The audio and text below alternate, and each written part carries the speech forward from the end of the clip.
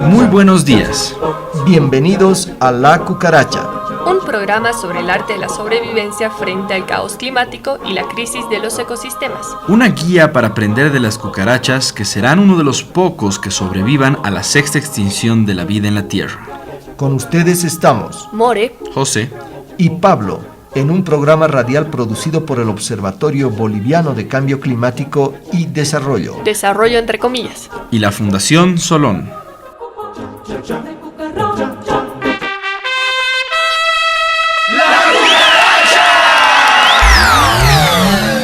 Hoy vamos a hablar de los comunes. ¿Qué son los comunes?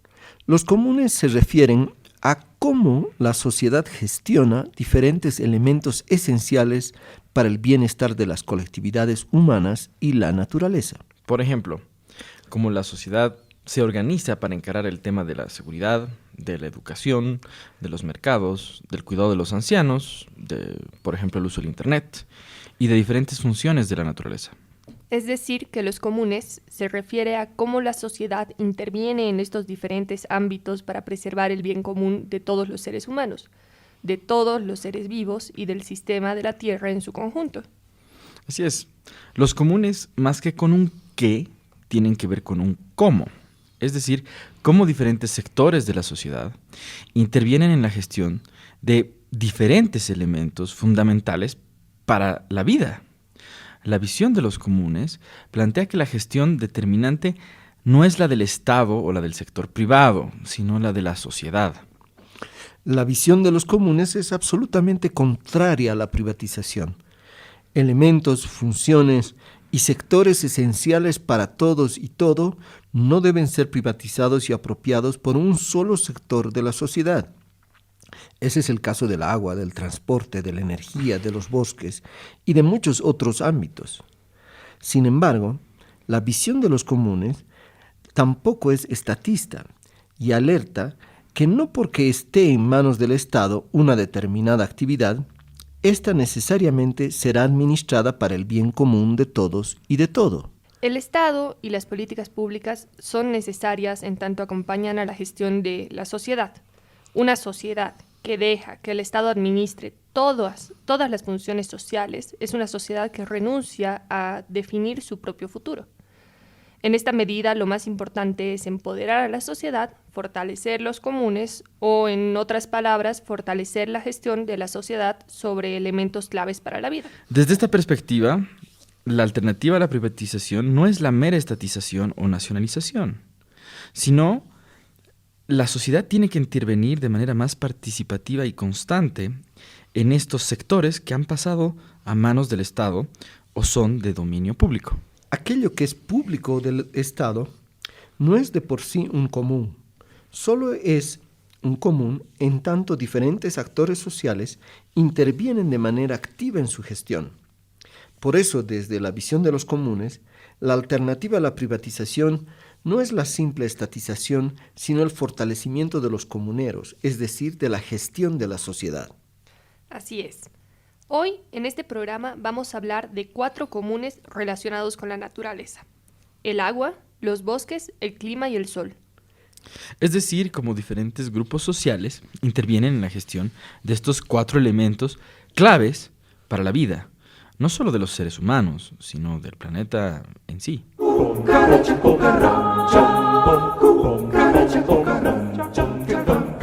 El primer elemento que salta a la vista es que estos 4 comunes, me refiero al agua, los bosques, el clima, el sol, están íntimamente ligados e interactúan entre sí. La forma en la que se gestionan los bosques influye directamente sobre la gestión del agua y el clima. Todo está conectado, es interdependiente y forma parte de un todo siempre más grande. En esta medida, la intervención de la sociedad debe contemplar las múltiples dimensiones e interacciones existentes. Por ejemplo, veamos el caso del agua, a partir de la tragedia del lago Popó. El segundo lago más grande de Bolivia se ha secado debido al desvío de aguas para la minería y el riego en la región, por el vertido de desechos tóxicos de más de 120 minas y por un mayor incremento de la temperatura debido al cambio climático, que es producido por la extracción de hidrocarburos y por la continua deforestación de nuestros bosques. La gestión del agua, en el caso de un lago, está íntimamente ligada a la gestión de otros elementos de los cuales es interdependiente. Y por eso las soluciones tienen que ser integrales. Es decir, no se puede querer resolver el tema de la sequía del lago Popó solo con el dragado de los nuevos ríos, de los ríos. Esto es esencial y debe hacerse, pero asimismo tiene que encararse el tema de la contaminación minera, de la gestión para riego, de la deforestación, del calentamiento climático y otros factores como el manejo de las aguas internacionales del río Mauri, que es un afluente del río Desaguadero que desemboca en el lago Popó. Tradicionalmente en Bolivia ha habido un manejo muy sabio de las aguas para riego. En diferentes lugares tenemos organizaciones de regantes que por décadas e incluso siglos han sabido gestionar de manera colectiva el uso del agua de un río para que llegue a todos los agricultores de la cuenca, construyendo embalses y canales a lo largo de grandes extensiones, estableciendo turnos para la recepción del agua, que varía según distintas épocas del año, fijando trabajos comunales para mantener el sistema de riego y normando sanciones y castigos para los que infringen las normas establecidas colectivamente. Otro claro ejemplo que tenemos de los comunes son las organizaciones de regantes. No es un patrón privado el que decide ni el Estado el que manda, sino es una comunidad de regantes la que se organiza, fija sus normas, gestiona de manera participativa y permanente ese río o cuenca hidráulica para el beneficio de todos sus miembros. Estas estructuras de participación comunitaria, que han funcionado por siglos, muchas veces son desestructuradas por la presencia de actores privados, como grandes empresas mineras que desvían el agua, o por el Estado, que adopta políticas públicas de, por ejemplo, producir más quinoa sin tomar en cuenta las características de la región, o también son debilitadas por desastres naturales, como una sequía extrema que desencadena conflictos internos. A ver, Pablo, para resolver una tragedia como la del lago Popó, ¿dónde se debe poner el énfasis desde la visión de los comunes?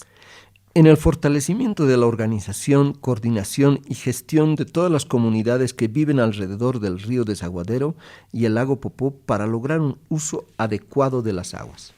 Si las comunidades son parte activa de la solución, se puede controlar de manera más eficiente el desvío de las aguas para la minería, la contaminación, la realización de tareas oportunas para su mantenimiento, etc.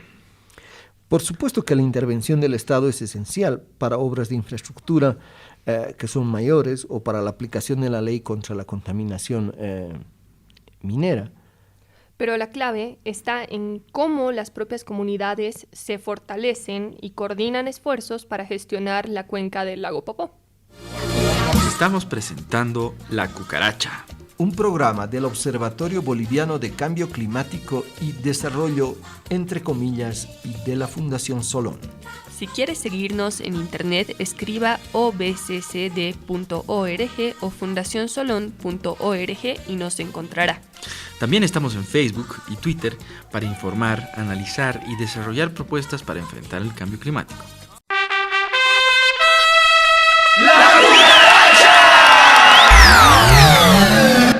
Como decíamos al principio, el lago Popó se ha secado, también por el cambio climático, por el incremento de la temperatura que a nivel mundial está en 0.8 grados centígrados y que en la zona del lago Popó ha llegado a un aumento de hasta 2.5 grados centígrados.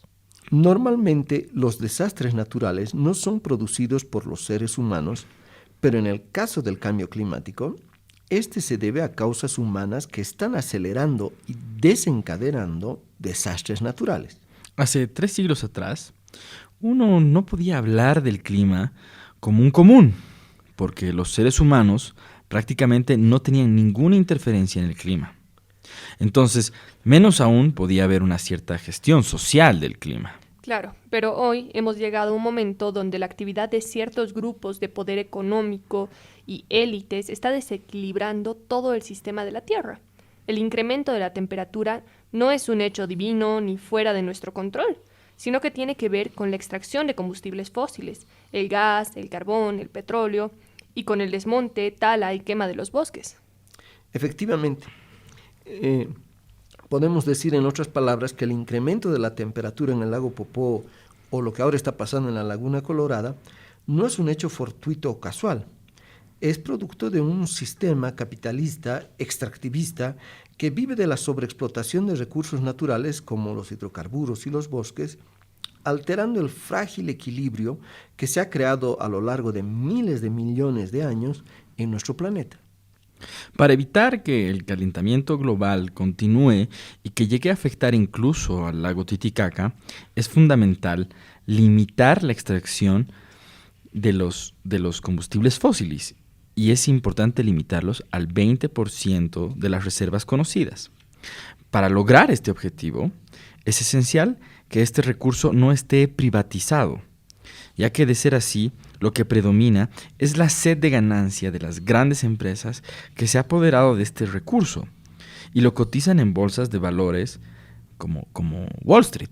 Claro, mientras los hidrocarburos sean de dominio privado, es muy difícil esperar que su extracción sea limitada, afectando a las inversiones de trillones de dólares de estos grandes empresarios privados. Pero, como lo demuestra la experiencia de nuestro país y de otras naciones, no es suficiente que el petróleo esté nacionalizado para tener una gestión que realmente tome en cuenta la necesidad de limitar su extracción para controlar el cambio climático. Por el contrario, como lo estamos viendo en Bolivia, los gobernantes, alcaldes, rectores de universidades y muchas autoridades se han vuelto incluso más adictas a la extracción de hidrocarburos. El Estado busca más y más extracción de hidrocarburos para mantener la coparticipación tributaria que permite al gobierno central y a autoridades locales dar ciertas rentas en forma de bonos o de obras a la población para así conquistar su respaldo y su apoyo electoral. El argumento de los gobernantes es que los países en desarrollo, como Bolivia, no son los contaminadores principales y que por lo tanto no importa que sigamos extrayendo más y más y más petróleo y más gas. Es cierto que no somos los principales responsables del cambio climático, pero si todos los países en vías de desarrollo empiezan a hacer lo mismo, vamos a literalmente incendiar nuestro planeta. Entonces, José, es el momento de que la sociedad dé un paso al frente y discuta cómo encarar este problema. Claro, porque soñar con ser un país desarrollado al estilo de los que nos llevaron a este desastre es seguir por un camino suicida. Las autoridades estatales difícilmente darán un giro en su conducta si la sociedad no se organiza, moviliza y toma las riendas del asunto, porque los políticos están atrapados en la rutina del inmediatismo, de lo fácil, del facilismo y de hacer lo que conocen sin darse cuenta que la realidad ha cambiado trascendentalmente. Chicos, a todos mis amiguitos que me alcancen un violín. La cucarachita está llorando en el suelo, no se puede levantar. Pobrecita la cucarachita. Usted está escuchando La Cucaracha. Veamos ahora el tema de la gestión de los bosques, que es esencial para la vida, ya que son los pulmones de la madre tierra. La deforestación afecta no solo la provisión de oxígeno, sino también la cantidad de dióxido de carbono que tenemos en la atmósfera. Es decir, que la cantidad de este gas de efecto invernadero está provocando el calentamiento global y la desaparición de los lagos como el lago Popó. Así es, More. La deforestación está íntimamente ligada a lo que pasa con el lago Popó. Y al igual que en el agua para riego, durante siglos ha habido una gestión colectiva y muy sostenible de los bosques por parte de pueblos indígenas que los habitan. Esta gestión ha sabido valerse de los recursos que hay en el bosque para mantener su vida, para mantener su alimentación. y nos muestra que la clave es saber aprovechar los frutos, semillas, plantas, animales que hay en el bosque sin afectar la integridad de este ecosistema que es valiosísimo. Sin embargo, ¿qué ha pasado con el manejo comunitario de los bosques de los pueblos indígenas? La presión del sector agroindustrial, de los ganaderos, de campesinos colonizadores, la expansión de las ciudades, ha ido desmontando, deteriorando los bosques a un extremo donde solo contamos con un cuarto de los bosques que habían hace 100.000 años. Pero bueno, en datos oficiales, aquí en Bolivia se han perdido en este siglo más de 8 millones de hectáreas de bosques. La quema de los bosques está produciendo más gases de efecto invernadero que calientan el planeta, derritiendo nuestros glaciares. Además, el hollín de los incendios forestales es fatal para los grandes nevados, porque va erosionando la nieve congelada. No solo es el calor, sino la humareda lo que afecta a nuestros glaciares. Y esto tiene que ver con una repercusión terrible sobre el ciclo del agua, porque a medida que desaparezcan los glaciares, habrá menos agua que nutra los ríos y los lagos. Efectivamente, el otro impacto de la deforestación es el aumento del calor en las tierras deforestadas y una disminución de la humedad en general. La deforestación provoca sequías en otras regiones, incluso alejadas de donde estaban los bosques, porque las nubes que antes migraban trayendo la lluvia ya no nacen más por la desaparición de los bosques. En este sentido, la desaparición de los lagos está íntimamente ligada a la desaparición de los bosques. Si queremos restaurar el equilibrio de las lluvias y mitigar el cambio climático, es necesario fortalecer el manejo comunitario de los bosques, respetando los derechos y la gestión territorial de los pueblos indígenas. Sin embargo, las fuerzas que presionan a favor de la deforestación son tan grandes que no las vamos a poder contrarrestar solo con las fuerzas locales indígenas. Es necesario, en este caso, involucrar al conjunto de la sociedad, en particular de las áreas urbanas, en la gestión de los bosques para poder preservarlos y restaurarlos. Solo si hay una gran organización y movilización urbana en defensa de los bosques y que ponga un alto a la expansión irracional de la frontera agrícola por los grandes exportadores de soya transgénica, podremos lograr un manejo integral del bosque. Una vez más, en este terreno, el accionar de la sociedad, en su conjunto, no es solo para limitar el poder del sector privado agroindustrial, sino para contrarrestar la lógica del Estado que piensa en crecer a cualquier costo. ¿Pero crecer para quién? Muy buena pregunta. Crecer en términos de Producto Interno Bruto, en términos de indicadores macroeconómicos, sin fijarse el desastre ambiental y social que se está generando, a pesar de que se crece el 5% anual. El Estado, nuevamente, con su lógica extractivista y rentista, incentiva y promueve en los hechos la deforestación, porque piensa en las divisas que entrarán al país provenientes de la exportación de algunos productos agrícolas.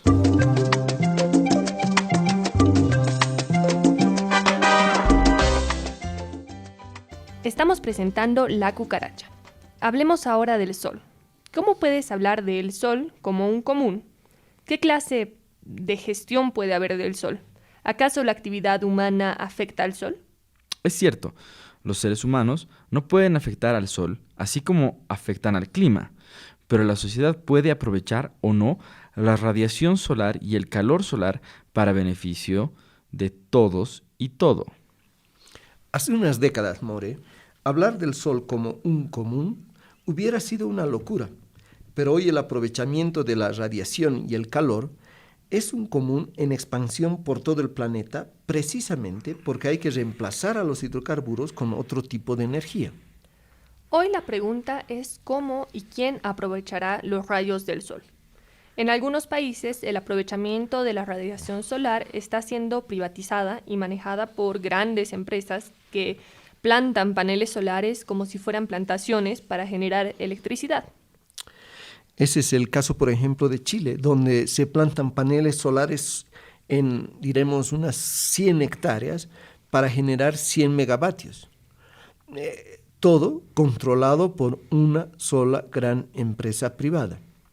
En cambio, en otros países como Alemania, tenemos una administración familiar y comunitaria de la energía solar, donde en cada tejado, edificio público, infraestructura, se van colocando paneles solares no solo para que cada familia genere electricidad para su autoconsumo, sino también para vender a la red de generación eléctrica. Esta es una nueva forma de organizar la sociedad que sigue la visión de los comunes, porque los ciudadanos dejan de ser meros consumidores de energía eléctrica y se convierten en productores de la energía.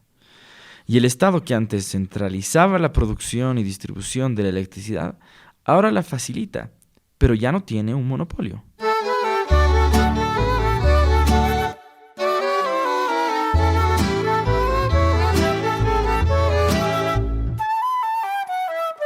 Una gestión comunitaria, no privatista ni estatista, es esencial para hacer frente a los nuevos desafíos que tiene la humanidad. Tenemos que salir del actual modelo extractivista de recursos naturales que nos ha hecho más dependientes de la exportación y avanzar hacia otras formas de convivencia entre seres humanos, restaurando y preservando los ciclos vitales de la naturaleza. Es decir, dejar de pensar en cómo aprovechar a la naturaleza para beneficio humano y ver más bien cómo nuestra sobrevivencia está intrínsecamente ligada a un manejo comunitario en armonía con la naturaleza.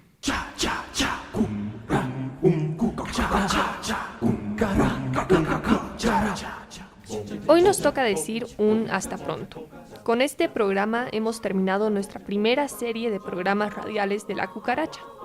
Han sido 10 programas radiales en los que hemos querido dialogar con usted desde una perspectiva distinta, desde la perspectiva de los sobrevivientes.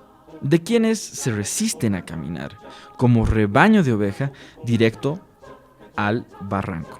De quienes piensan que otro mundo es posible y otra Bolivia es posible. Con ustedes estuvieron en esta primera serie de La Cucaracha, More, José y Pablo. Thank you.